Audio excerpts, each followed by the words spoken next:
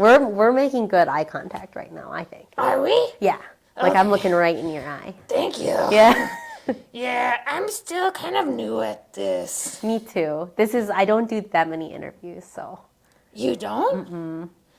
I heard that you were one of Pittsburgh's best artists. You have heard wrong. No. I don't, no, I don't think, well, thank you. Okay, okay, let's pretend that I know we met backstage, but can we pretend that we've never met? Yes. Hi. Hi. I'm Ratlet. Hi, Ratlet. I'm Imin. Hi, Imin. It's so nice to meet you. Thank you so much for inviting me. I'm so excited that you're here today. Thank you. This is my first interview for my show called Tomorrow Today. What do you think? I like the name. Thanks. Yeah. So I wanted to invite artists to talk to me sometimes who make stuff. I love making stuff, and I can tell that you really like making stuff too. So it's an honor to be one of your first interviewers. Oh my gosh. Okay, so let's get into it. What do you like to make? That's a tricky question. I like to make pretty much everything. Cool. If I can make it, I want to try. Oh my gosh. And so I really like, and I think you like this too. So I like to go to visit factories, and I really like to see how things are made. Even if like industrially made, I like to see how things are made. So if I can make it, I want to try. And that's why I do really like mechanical industrial things where I can see like gears and seams and glue. What I don't love making is like virtual digital things. Oh yeah. Yeah, that's a hot topic. I don't want to offend anybody. I don't think that the digital technologies are going to fade because I said that. But I personally, I'm a physical girl. Yeah.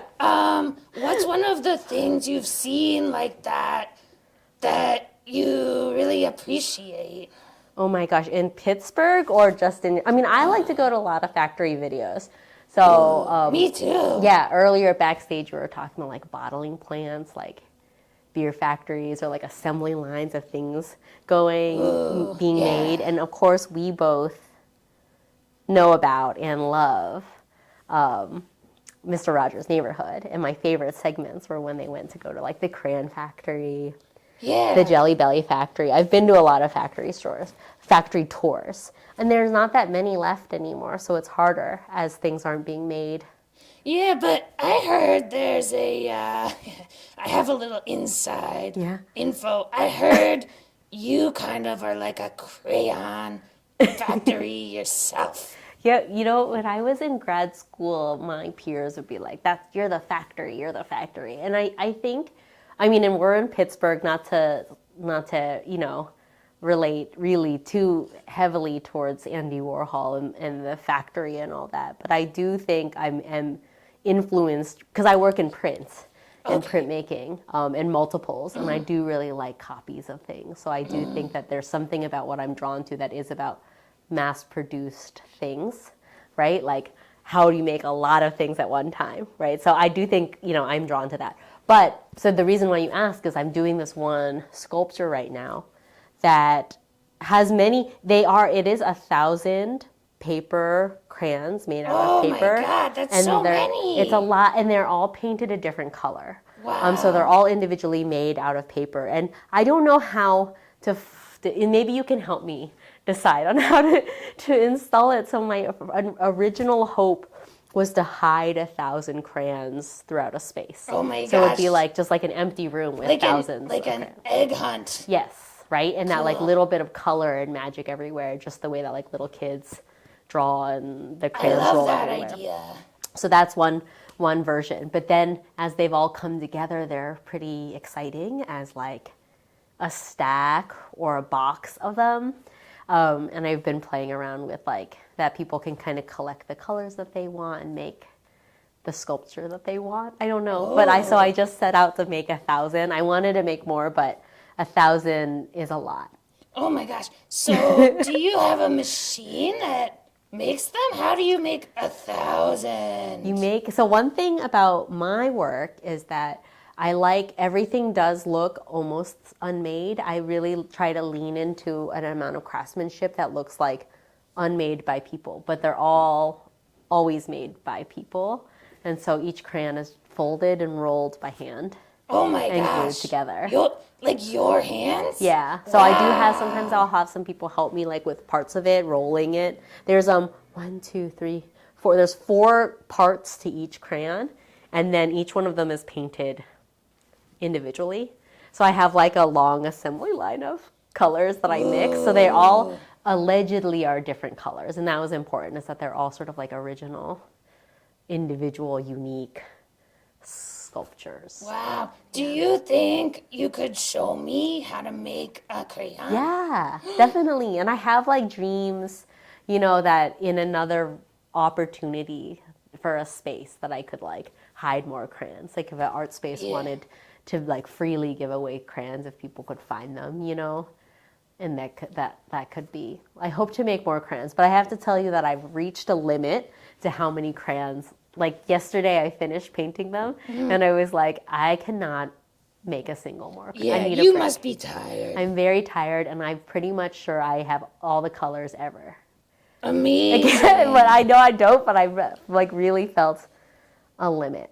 How do you name the colors? I know that's a big thing with crayons. You know what? I haven't named the color. My daughter was like begging me. She was like, Mama, will you please make paper suits for the crayons? She really wants the label on them. The crayons just look like, so a lot of my work looks like the really like reduced, bare, the least amount of information to like be what it is. So it's like you can identify it as a crayon, but it doesn't have like a label and all of those things, And a lot of times people will be like, oh, we want a little bit more detail. But it's not, for me, it's not about like making necessarily a fake copy. I'm not out to trick people. It's really like out of like iconography or like loving that you can see it right away. So they're like kind of reduced, but she really wants. So the good thing is I don't have to label any of the colors.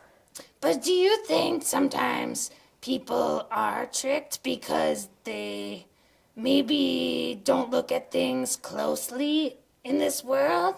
Yeah, I do think that is a lot of the magic, right? Is that there are all of these like quirks and exciting things all around us. Like even in this room, if you looked closely, you'll see layers of history of the way people have like lived in a space, or things that have been decided upon for aesthetics or like utility. Like we have to have this wire here, right? Like because we need electricity, and then someone's like, well, we don't want to take the wire away, so we'll paint it to make it look the same as the wall, and maybe no one will notice it or whatever. They do a lot of that. They do a lot of that. I'm already looking at sort of all of the stories of these spaces, and then playing around like with what's useful and what isn't, right? So certain things like we need, and certain things are because they make the space more beautiful, So I do think like a lot of people don't,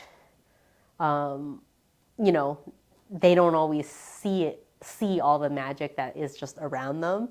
But then once you start to see those things, then like just your walk around the neighborhood is really cool. Yeah. So that's a little bit of the hope, right? That's so sweet. Yeah. I think the other thing too is like everyone has room for like a crayon, right? Yeah. So I think contemporary art has a lot of pressure to be like big and expensive and do all of these things, and you have to have huge spaces to live with it. And so right now I'm really loving like a home, like a scale that's like anyone can, and there's like magic anywhere. That's so nice. Yeah, like art is for everybody.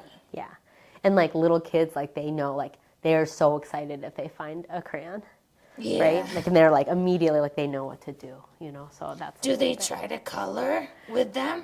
I think people will, like Lennox now, my daughter, she's so comfortable around how many like paper, because I make a lot of copies of things out of paper, so she knows right away what's a sculpture and what isn't. So if a 3.5-year, almost 4-year-old can like understand a sculpture and a utility and a not utility, and understand what's like magical about it or how to like live with it, then like I feel like anyone can, but we kind of deny that people can or not. Like that art's only for certain kinds of people, or you have to be really educated or really wealthy, or it's not for, but I don't think that that's true. Yeah. Does Lennox want to be an artist like you? I don't know. We should ask her. Maybe she can come visit you. Yeah, let's talk to her sometime. Yeah, I think right now she wants to be a mom like me, which is really beautiful. So I think that's cool that she thinks that's the best job that there is. Yeah. She must have a really good one if she thinks that's fun. Yeah.